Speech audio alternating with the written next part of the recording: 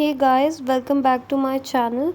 Today we'll discuss MSCE 108 important question, what is environmental accounting and what is the importance of environmental accounting.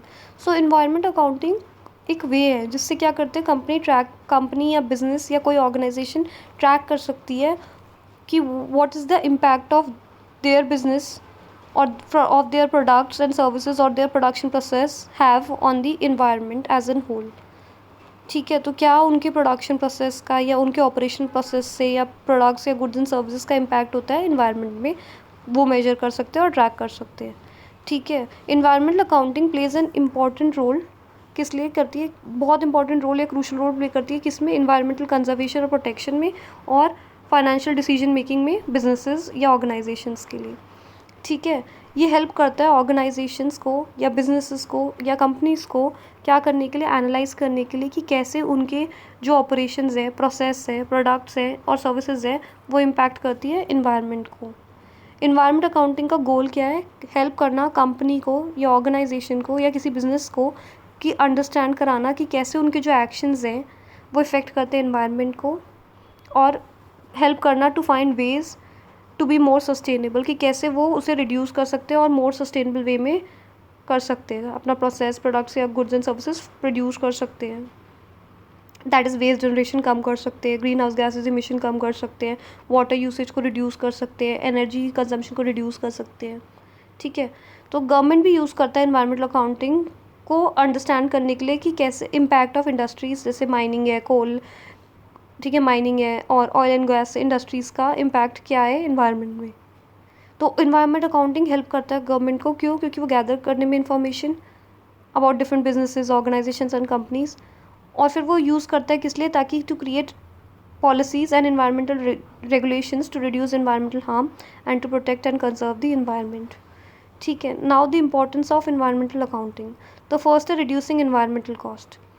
तो environmental accounting क्या करता है? Guide करता है businesses को, organisations को, कंपनीज़ को in becoming more eco friendly, कि कैसे वो मोर इन्वायरमेंटल फ्रेंडली बन सकती है. ठीक है, कैसे? By helping them to identify areas, या पिन पॉइंट करता है एरियाज़ को फॉर रिड्यूसिंग इन्वायरमेंटल इम्पैक्ट. कैसे? By better management of production and consumption cost. तो कैसे वो अपनी मैनेज कर सकते हैं more production and consumption cost और अपनी इन्वायरमेंटल कॉस्ट को रिड्यूस कर सकते हैं और इको फ्रेंडली वे में जा सकते हैं. ठीक है, सेकेंड है मीटिंग इन्वायरमेंटल रेगुलेशंस. तो स्ट्रिक्टर गवर्नमेंट रेगुलेशंस होते हैं, इन्वायरमेंटल रेगुलेशंस होते हैं जो कि रिक्वायर करते हैं कंपनीज़ को to adhere to the environmental standards. तो गवर्नमेंट क्या करती है, कई बार रेगुलेशंस लगा देती है और स्पेसिफाई कर देती है कि इन्वायरमेंटल स्टैंडर्ड्स को फॉलो करना है टू अवॉइड पेनल्टीज़. तो इन्वायरमेंटल अकाउंटिंग हेल्प करता है उनको इन कंप्लायंस की, कैसे वो फुलफ़िल कर सकते हैं, कैसे वो फुलफ़िल और कंप्लाइन कर सकते हैं with the environmental standards and regulations mentioned by the government. ठीक है, थर्ड है enhancing corporate reputation.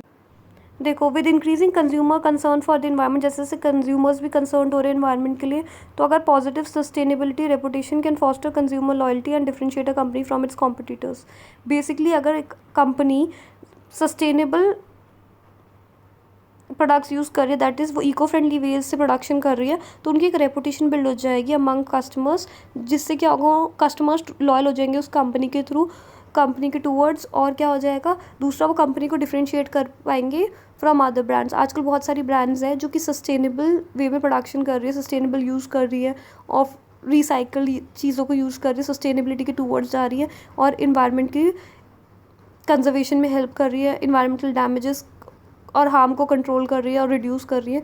तो उनके उससे क्या हो रहा है, उनकी रेपुटेशन बढ़ रही है और कंज्यूमर्स भी प्रेफर करते हैं कि उस ब्रांड की तरफ से लॉयल्टी हो जाती है, क्योंकि वो प्रेफर करते हैं उसी ब्रांड से बाय करना अपने प्रोडक्ट्स, गुड्स एंड सर्विसेज को, और वो हेल्प भी करता है उस ब्रांड को डिफ्रेंशिएट करने का. एक उनको एडवांटेज होती है क्योंकि उनकी रेपुटेशन बिल्ड हो जाती है, तो वो डिफ्रेंशिएट भी कर पाते हैं उस कंपनी या पर्टिकुलर ब्रांड को फ्रॉम इट्स कॉम्पिटिटर्स या उस बिजनेस को या उस organisation, whatever we can से.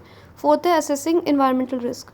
तो इन्वायरमेंट अकाउंटिंग हेल्प क्या करती है कंपनीज़ को या बिजनेसेस को कि वो कैसे to identify and mitigate environmental risk and safeguarding against potential disasters, कि कैसे वो मिटिगेट कर सकते हैं इन्वायरमेंटल रिस्क को, और फिर सेफ गार्ड भी करती है उनको अगेंस्ट पोटेंशियल कि इन फ्यूचर कैसे कैसे डिज़ास्टर्स हो सकते हैं, जिसकी वजह से वो अभी अगर एक्शन लेंगे या मिटिगेट कर लेंगे तो कैसे कंट्रोल हो सकता है.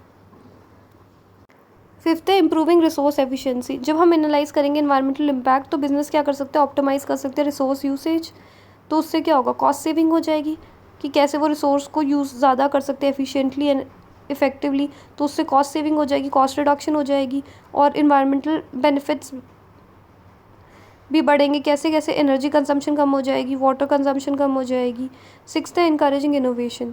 तो इन्वायरमेंटल अकाउंटिंग इनकरेज करती है या फॉस्टर करती है इनोवेशन। क्यों? By promoting the development of sustainable and efficient technologies driving progress towards a greener future. तो प्रमोट करती है डेवलपमेंट सस्टेनेबल और एफिशिएंट टेक्नोलॉजीज़ की या ग्रीनर टेक्नोलॉजीज़ की, कि कैसे हम लोग इन्वायरमेंट को प्रोटेक्ट कर सकते हैं।